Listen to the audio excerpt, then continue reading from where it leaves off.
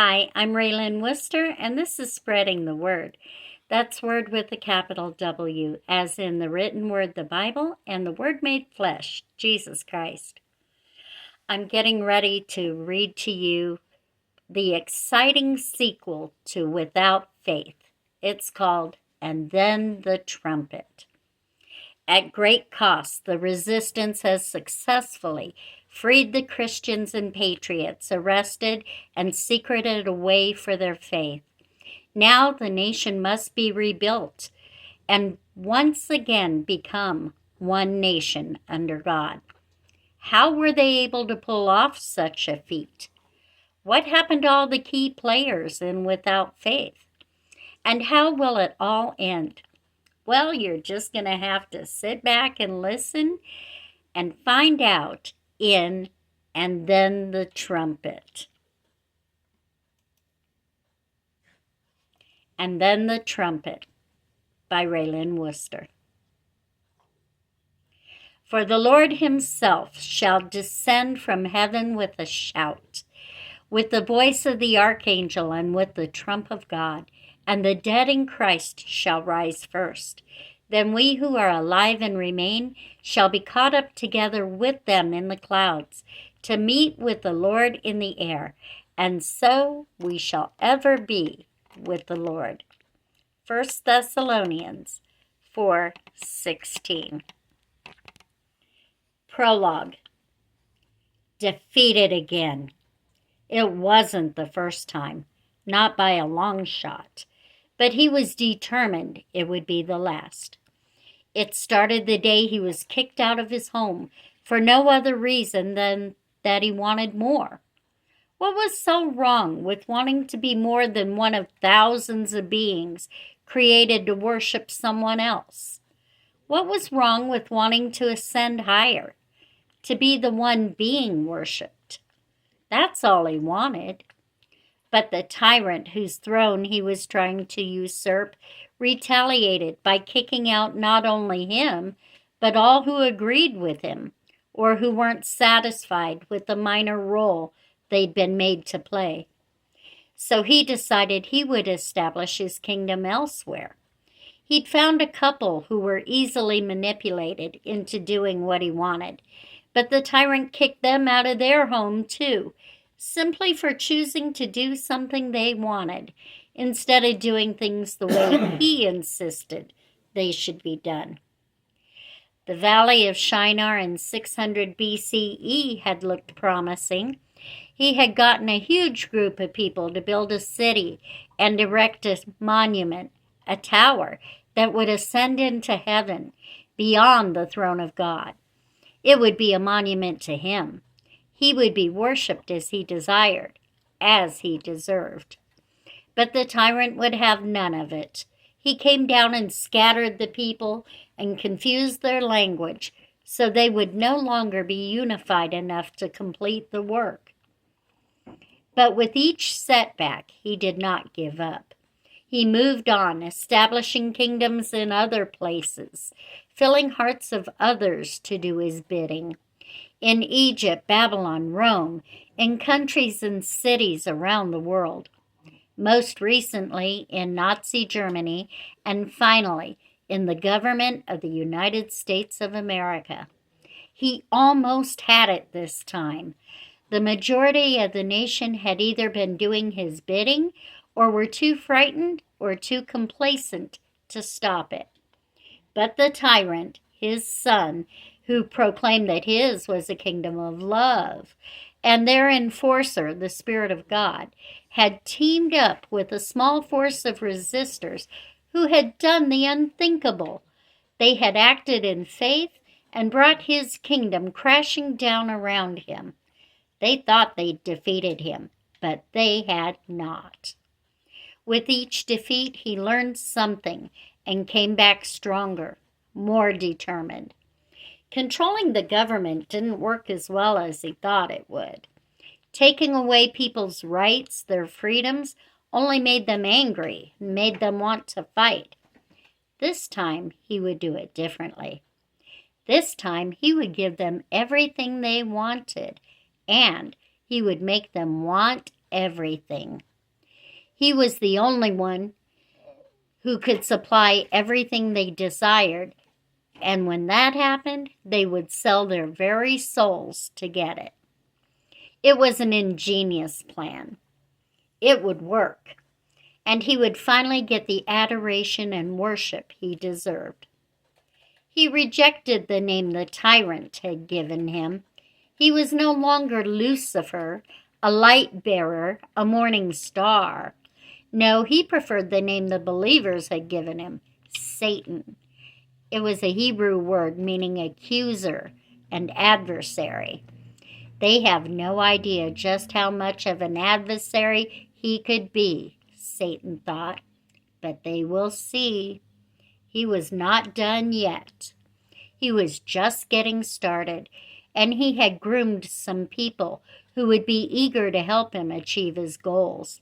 He rubbed his taloned hands together. He couldn't wait for round 2. Present day.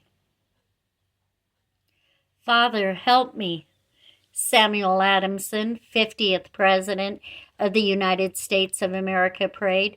I'm in over my head.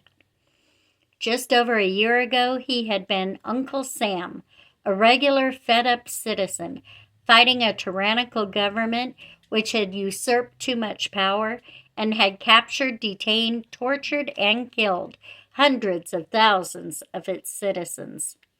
Its corrupt leadership deposed, a grateful nation turned to him, the one most largely responsible for the liberation of their loved ones, and all but begged him to take their place. How could he refuse? There was so much wrong that needed fixing, and he knew what needed to be done. Who else would ensure that the travesty they just endured would not be repeated? But he hadn't known what an uphill battle this would be, how much opposition he would face. He had no way to know that his hero status would last a mere 10 minutes in D.C. time, and that he'd be fighting this insurmountable battle nearly alone. It wasn't like G-Day. G-Day, when they'd all come together as one to accomplish a common goal. What a glorious day that had been. Go-Day, God's Day. Sunday, July 4th, 2034, G-Day. It was Sunday, July 4th, 2034. It was the Lord's Day, Independence Day, G-Day. Across the nation, alarms were waking up resistors while it was still dark out, and they rose with a sense of urgency and purpose. Each knew where he was supposed to be, when he was supposed to be there, and what he was supposed to do. Travel routes had been tested and timed. Now watches and phone clocks were being synchronized. This was the day they'd been waiting for, the day their loved ones would be returned, the day freedom rang. In the Arizona desert, 25 miles from the nearest town, 1,600 armed resistors gathered in the darkness outside the abandoned secret military desert training base known as Camp Baus, waiting for the order to breach. That order would come from Uncle Sam, the head of the underground body of resistors. It was he who created a database of the Christians and patriots, and those who had loved ones snatched away from them. He found them, organized them, and came up with a plan.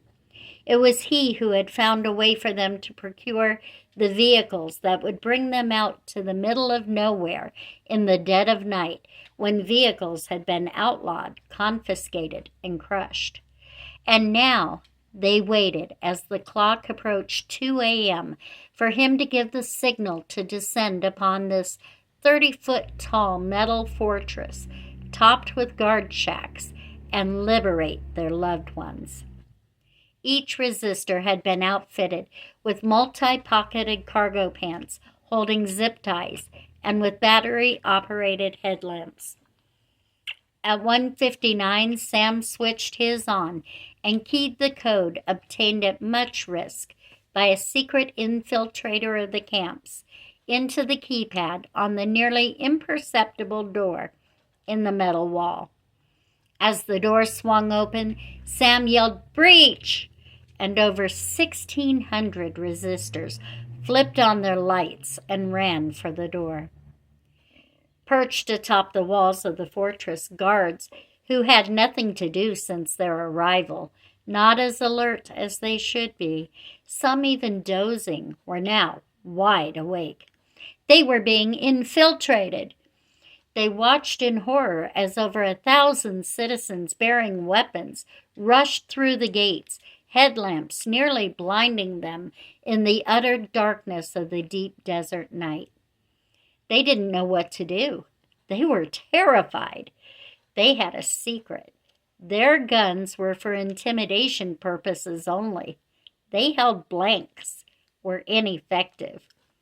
While they were debating whether to go down and confront the threat armed only with bravado or continue to cower in their towers, the decision was made for them. The guard shack doors burst open, and in each one the guards within were held at gunpoint by very real guns, full of ammunition, while others zip-tied their hands behind their backs, leaving them there, helpless. While one group neutralized the guards, another ran for the building at the back of the camp where the rest of the staff were sleeping.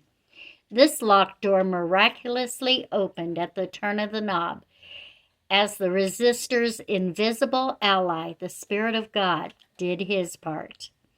Woken suddenly by a roar as a herd stampeded through the building, disoriented off-duty guards reached for useless weapons and fumbled for pants or eyeglasses. These too were quickly rendered helpless, zip-tied to the beds in which they'd been sleeping, beneath the barrel of a gun pointed at their chests. All but one, that is. Each resistor had memorized the faces of friendlies, insiders who secretly aided the containees. John Ravenhill, the raven God had sent to feed his people, was instructed to go sit in the courtyard before the platform. He quickly and gratefully made his escape to do as he was bidden. In the huge metal building were over 160,000 prisoners awaiting execution were being held. All had been woken by the tumult outside. Startled and confused, panicked voices started to rise when Imelda's clear voice rang out, "Welcome, Holy Spirit.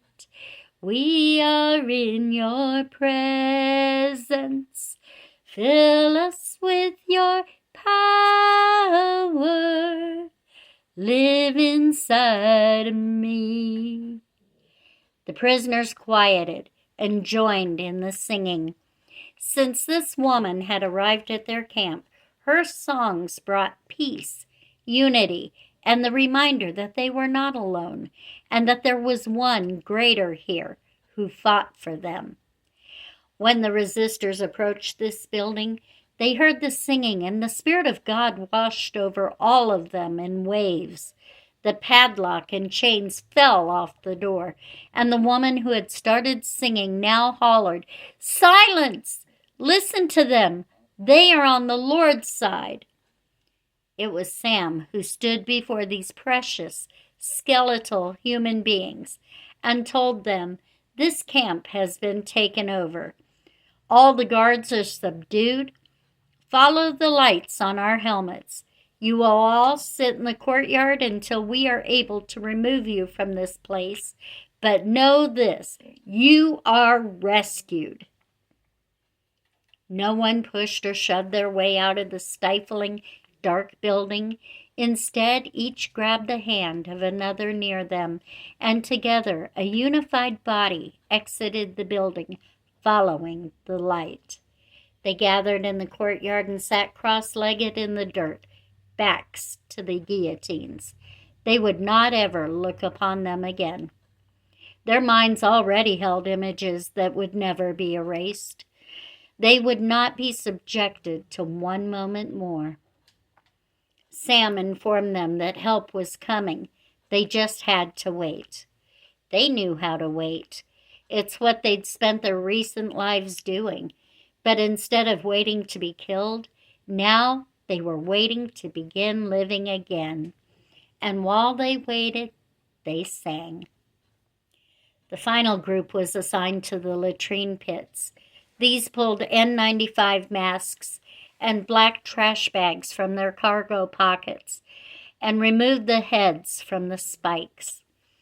These would later be identified and given to family members who would want something of their martyred loved ones to bury. When they finished, they sat in the courtyard with those being rescued to wait. Before sitting with their backs to the guillotines, the rescuers each looked long and hard at the instruments of death. In the dark, they looked even more menacing. The dried blood on the blades, illuminated by the headlamps, told the story of what had happened here. As horrible as it was to behold, they needed to see, so they would never forget the atrocities that happen when evil is allowed to reign.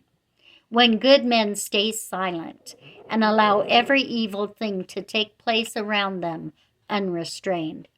Never again, they all determined. Never again. While Sam and his group gathered to liberate Camp Bouse, other groups were gathering at Camp Barkley outside of Abilene, Texas, the Oklahoma FEMA Processing Center in Oklahoma City, Oklahoma, Fort Savage at Island Lake north of Duluth, Minnesota, Fort Benjamin Harrison in Lawrence Township, Indiana, Fort Hays in Columbus, Ohio, and the U.S. Capitol in Washington, D.C. They would all breach their respective facilities at exactly the same moment. It was appropriate that hundreds of church buses should be headed to what had in recent history been the Camp Barkley Worship and Retreat Center, 26 miles outside of Abilene, Texas. It was ironic because the ones they were coming to liberate from the worship center had been arrested for the hate crime of Christianity.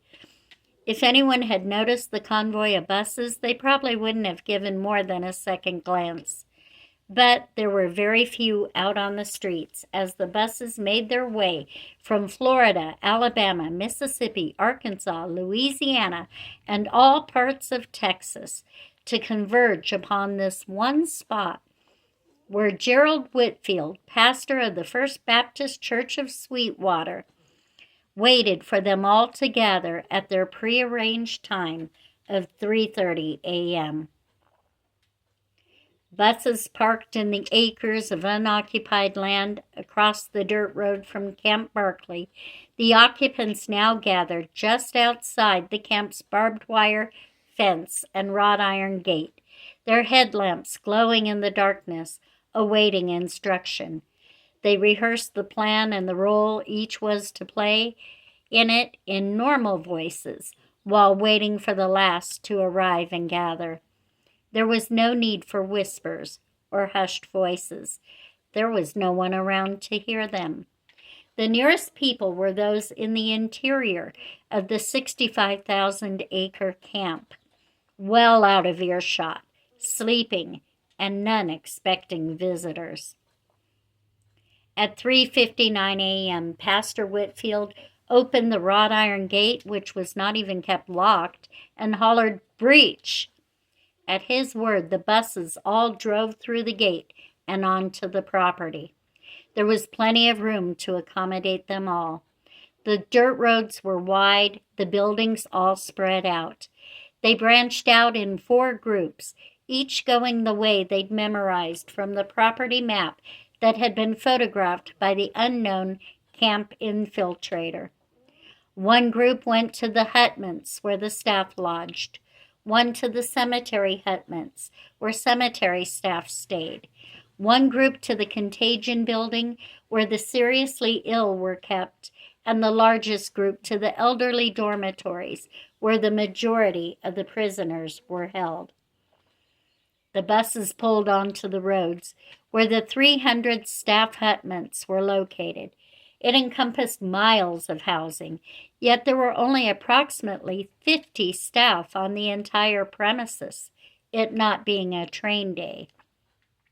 No one knew which hutments were occupied with staff that they'd come to arrest and which were empty.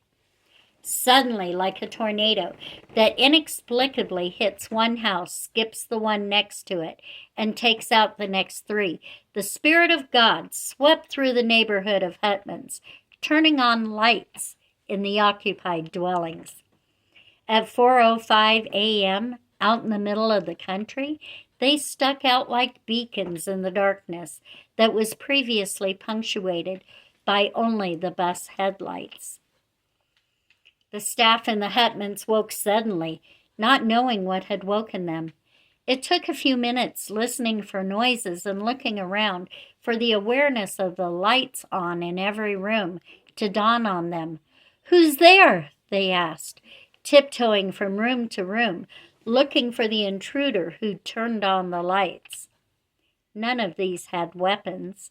Some grabbed lamps, a kitchen knife, a baseball bat, whatever came to hand, but they were ineffective against the armed resistors who stormed each hutment in force. The hutments, the size of a small one-bedroom apartment, were each entered by 10 people holding guns. Lamps, bats, and knives were dropped unused, and staff hands were thrown in the air in surrender. These were zip-tied and put into the waiting buses. The lock had fallen off the gate leading to the cemetery and swung open of its own accord, allowing buses to drive through without stopping to the cemetery hutments. As with the others, the Spirit of God pointed out which were occupied, and the occupants within were quickly and easily taken into custody and herded aboard the buses. The resistors in these buses were focused on the task ahead of them, but could not help but notice the miles and miles of grave markers, plain white posts they passed on the way to the hutments. Each person wished they had been able to get there sooner. A deep resolve formed in each of them that something had to change in a nation where so many could be buried without even an acknowledgement of who they had been or of the life they'd lived. Alone, unknown, but they would not be forgotten. They couldn't be forgotten, not by those who had seen the markers.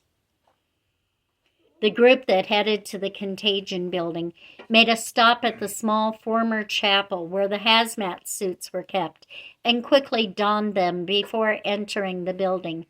They didn't know what they would find there, but they knew that all the occupants were extremely ill and, judging by the name of the building, probably contagious. In the middle of the night, the Contagion building was not quiet. Around the clock, sounds of wheezing, coughing, vomiting, moaning, and other illness-related noises could be heard. When the resistors opened the door, miraculously, all noise ceased. The Spirit of God, like a rushing mighty wind, blew through the building, touching all within, taking every bacterial, fungal, viral, and parasitic infection from them.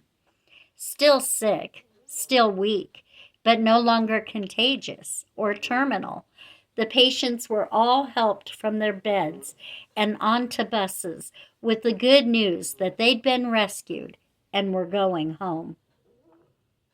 The majority of the buses and resistors had headed for the elderly dormitories. There were 3 of them, each housing up to 50,000 men and women who were above 80 years of age, but other than gout or arthritis and bed sores, were in decent health. Among these was Doreen Benson, the last remaining member of Mustard Seed Faith, that had been arrested for having church in the basement of her farmhouse what seemed a lifetime ago. Her husband, Harold, had died of a heart attack his first week at Camp Berkeley and was now buried somewhere in the 750-acre cemetery beneath any one of the million white posts stuck there, here and there throughout. Those from the elderly dormitories were bussed in groups to the staff mess, where every item in the wall-to-wall vending machines was being dispensed and distributed to those who had had nothing to eat but gruel during their time at the camp. Their shrunken stomachs couldn't hold much, and like the widow's oil in Elijah's time, the Spirit of God ensured the product didn't run out before all had eaten. When one group finished, they waited in a grassy area outside with resistors wearing headlamps while the next batch were fed.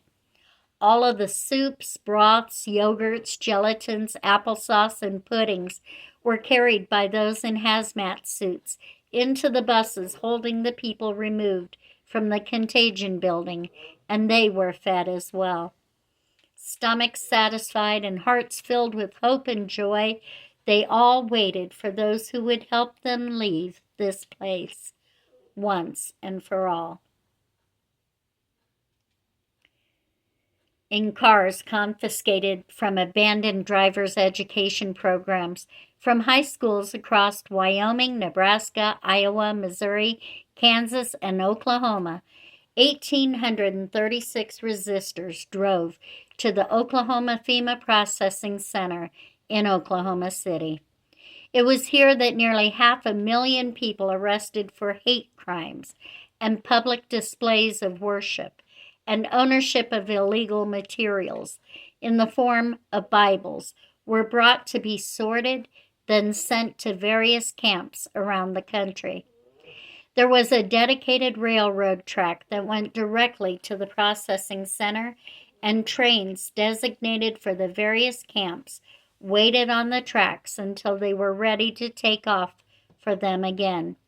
It was behind this wall of trains that the resistors parked, out of sight as they assembled for their raid. Stuart Haynes and Trenton Childress had left their homes in Wichita, Kansas, just after midnight for the 2.5-hour trip to Oklahoma City. As the coordinators for Section 4, the two 16-year-olds needed to be there early. The resistors in their section knew the boys' history, how they had been snitches responsible for sending possibly some of their own loved ones to this place. But this made the boys work harder, investing any money gained from snitching and more into the rescue effort, doing all they could to make amends for their misguided and harmful actions. It was for this reason the resistors listened to and followed Stuart and Trenton and submitted to their leadership. Though they were young, they were motivated to succeed, more motivated than others twice or 3 times their age. What they lacked in experience, they more than compensated for in zeal and drive, and had the youthful energy to keep on going after very little sleep. At 4 a.m., Stuart yelled, "Breach," and the gate of the razor-wired fence flew open of its own accord. As they stormed the compound, any militia they encountered doing rounds were immediately arrested at gunpoint and handcuffed with zip ties. These were taken to one of the processing rooms, Processing B, and locked into the holding room behind the processing cubicles. When they burst through the door of the security office, there were 100 militia guards either working or sleeping there. These made a show of force, grabbing their weapons and facing off against the intruders, but it soon became obvious that both parties knew that the resistors' guns were loaded and the militia's were not. Once this realization dawned, the militia officers complied with the resistors' demands, and they too were detained and locked up in processing. One of these was Private Greenbaugh, who, cursing under his breath as he was led away, was heard to say, "Damn Gloria to hell! This is all her doing. I just know it." The staff billeting building was breached, and startled staff, woken from sleep, barely had time to register what was happening to and around them, much less resist, as they were zip-tied to the beds in which they slept. As the locked doorknob to the Cantaney billeting building turned in Stewart's hand and the door opened, the headlamps of 1,000 resistors filled the room. The noise and light caused the Cantaneys to wake up and sit up in alarm, wondering what was going on. Then what sounded like a loud doorbell filled the room. Ding! Dong! All talking ceased. "This is the Oklahoma FEMA processing plant," Trenton's voice announced over the PA system. "This is not a detention center. This is a rescue. All camp staff and militia have been detained. You are going home." The Cantaneys cheered and hugged one another. Trenton continued, "Please make your way to the grassy areas between the buildings where you will wait for your ride home. Announcement 1 of 1. Ding dong." The resistance members who lived farthest away from Fort Savage in Section 7, those from Washington, Oregon, Idaho, and Montana, had all decided to go on camping trips for the 4th of July weekend. They made the reservation several months in advance, right after the true location of the camp had been discovered, and the campgrounds they were staying in were mostly held to themselves. They stayed at the lakes surrounding Island Lake, Unnamed Lake, Sand Lake, Echo Lake, and Sturgeon Lake, none of which was over 2 miles away. 30 minutes before they were due to assemble in the woods behind the outpost of Island Lake, they dug up the weapons stashed in the campgrounds in which they stayed and hopped on the 4x4s that had been hidden among the trees at each recreational area. Those living nearer the camp used the 4-wheel drive pickups that had been appropriated and hidden in abandoned parking garages, and by 3:30 a.m., all those who had come to liberate those imprisoned at Fort Savage were assembled and awaiting the command to breach from their section commander, Marcy Tompkins. Dylan Williams and Shirley Campano were the new camp director and head of militia at Fort Savage. Both were friendlies whose faces had been memorized by each resistor, and both were assisting the rescue efforts. Dylan and Shirley saw to it that all doors normally locked remained unlocked as July 3rd turned into July 4th, in anticipation of the resistance arrival. This is how, when Marcy yelled breach at exactly 4 a.m., the resistors were able to walk right into the camp, right through the cabin rental door and the door behind the desk where all the militia worked and slept. Outnumbered, outgunned, and taken by surprise, these were easily detained, zip-tied, and put in the same holding cell that Felicia and Rob had been held in months prior. The resistors took their trucks and side-by-sides, and the vehicles used by those at the camp, whose keys Shirley had arranged to be left in the ignitions, and split up. Half took the dirt road to the left to the pontoon shack the F bus ran to. The others took the one to the right that the A bus stopped at. There was no one at the shacks or landings except for Dylan and Shirley, who would be making trips to the housing islands with the pontoons. At 4 a.m, all the other staff were either in the militia office, now in the holding cell, or off property. Dylan had specified that he wanted to man the A pontoon while Shirley manned the F one. When asked why, he replied, "I know one of the men on that island. I want to personally see him to safety." Shirley had raised an eyebrow, but not pressing for details, simply agreed.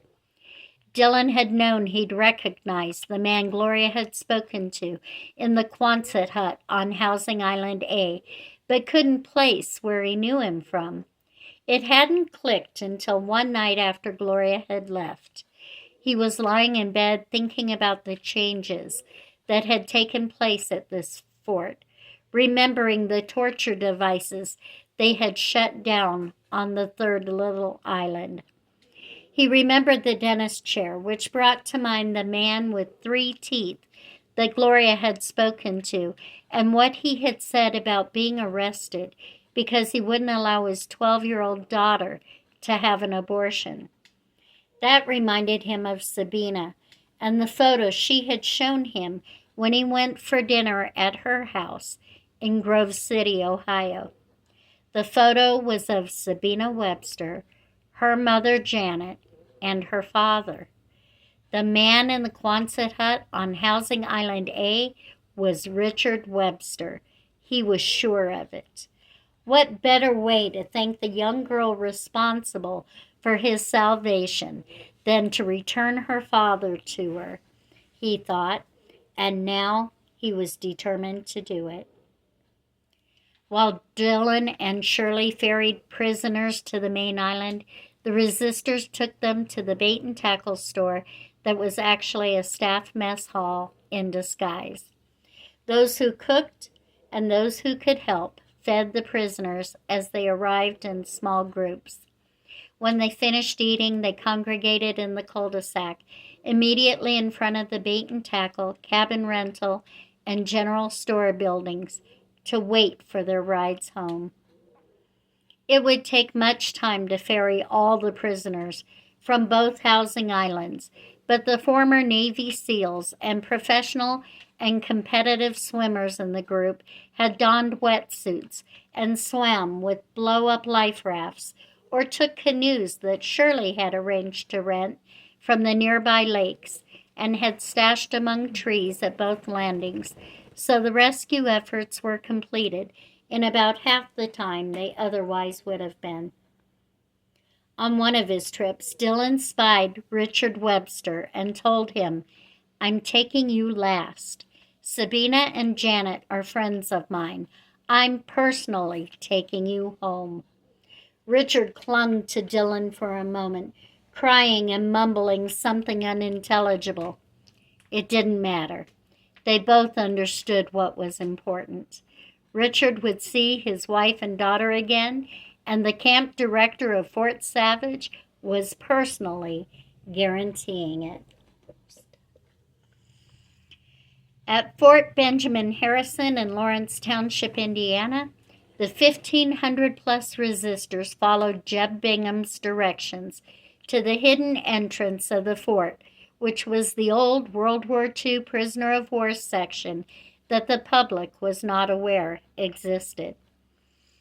It was this entrance the train Jeb had engineered for so many years arrived to.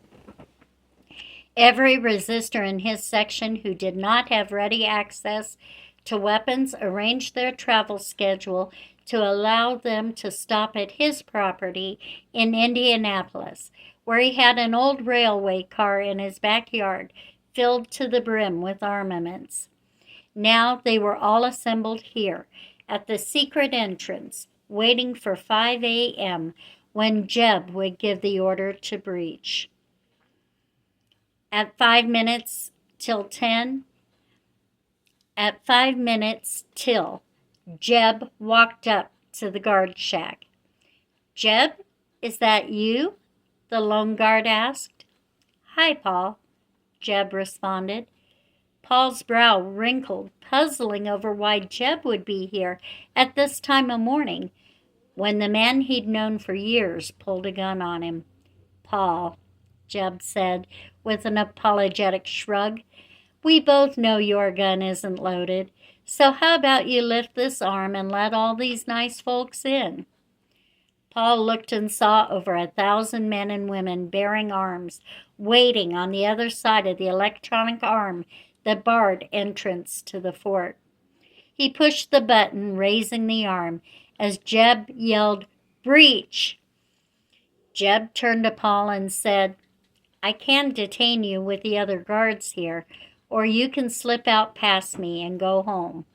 No one will ever have to know you worked here." Paul hugged Jeb and took off out the gate. He would gratefully walk the 7 miles home in the dark. Because Fort Benjamin Harrison was just a training facility for containees not considered to be a threat, it was not heavily guarded. All staff went home at the end of the day to their homes in Lawrence Township or Indianapolis. The only staff remaining after hours were uniformed militia. All of these were easily rounded up, zip-tied, and put into the same holding cell that Colonel Greenbaugh had been detained in when the Supreme General of the militia believed him to be guilty of treason. Unfortunately for the guards, not enough time had passed in the unventilated metal building for the smell of urine from that incarceration to completely dissipate. There had been much discussion between Jeb and Uncle Sam about what to do with the containees at the camp.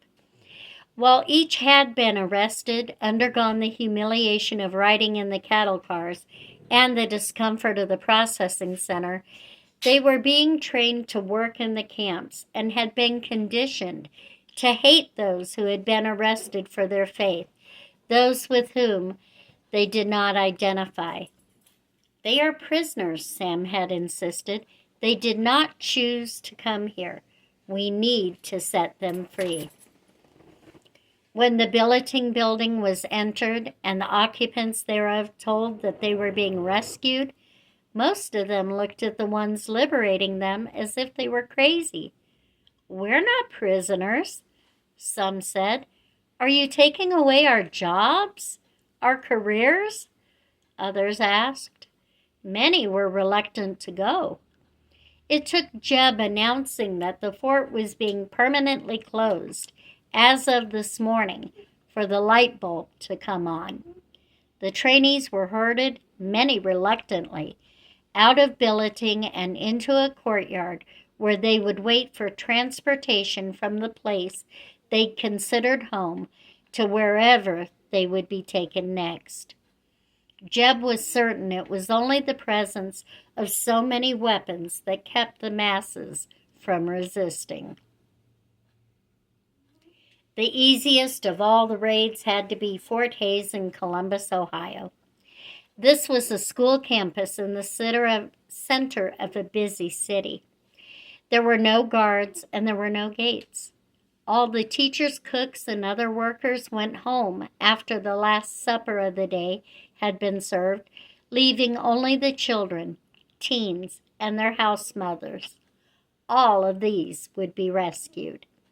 There would be no opposition. When Janet Webster's group of 1,100 resistors arrived, they knew their jobs were simply to locate the children, teens, and toddlers and try to get names and addresses for as many of them as they could and assure them that they were being taken home to their parents once more. When at 5 a.m. Janet gave the order to breach, they did just that.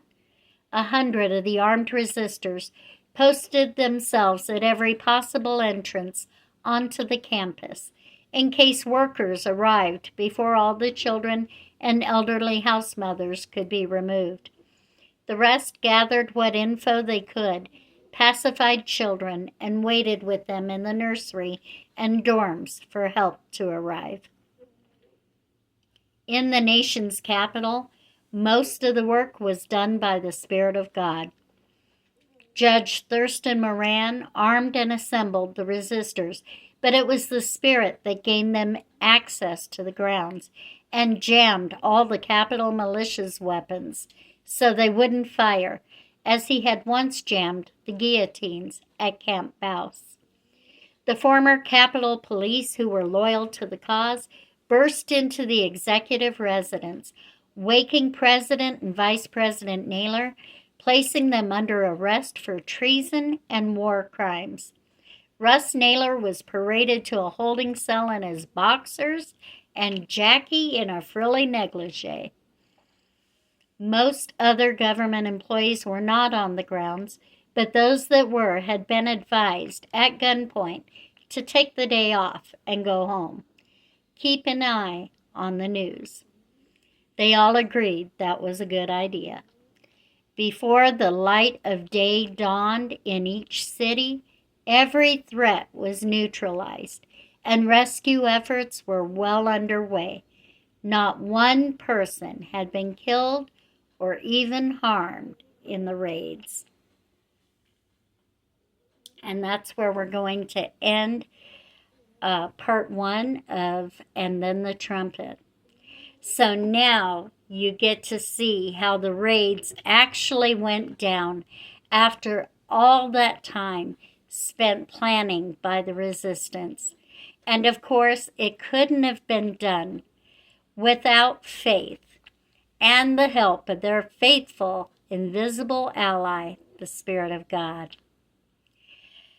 Well, it's actually just starting to get good, because now we're going to see what happens when people get home. How does the nation become reestablished as one nation under God? And what's going to happen to everyone who's been arrested? Well, you're just going to have to stay tuned for the rest of And Then the Trumpet. If you're enjoying the story, please remember to share this with family and friends, but encourage them to watch or listen to Without Faith first, so that they'll understand what's going on. And as always, don't forget to like and subscribe. And in this way, you too help to spread the word. Thank you. God bless.